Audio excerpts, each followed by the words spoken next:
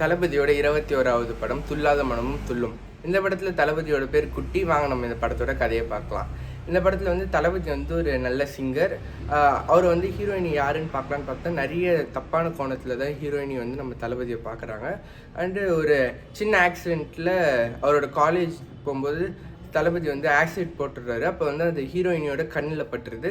ஹீரோயினிக்கு கண் பார்வையே போயிடுது. இதனால் தளபதி வந்து அந்த ஹீரோயினியை பார்த்துக்கணும் அப்படின்னு நினச்சி ஹீரோயினியோட சர்ஜரி எல்லாமே தளபதி தான் பண்ணுறாரு. அந்த சர்ஜரிக்காக அவரோட கிட்னியை விற்றுட்டு செலவு பண்ணுறாரு. அண்டு ஹீரோயினிக்கு வந்து அவங்க அம்மாவோட கண்ணை தான் தளபதி வச்சுருப்பார். இந்த ப்ராசஸ்லாம் முடிஞ்சதுக்கப்புறம் ஹீரோயினி வந்து கலெக்டர் ஆகிடுறாங்க. அண்ட் தளபதி வந்து ஜெயிலில் போட்டுறாங்க. 7 வருஷம் தளபதி ஜெயிலில் இருந்துட்டு வெளில வந்துட்டு அவங்கள்ட்ட நான் தான் குட்டி அப்படின்னு சொல்லும்போது அவங்க நம்பலை. ஏன்னா தளபதி வந்து முன்னாடி அவங்க தப்பான கோணத்தில் பார்த்ததுனால நம்பலை.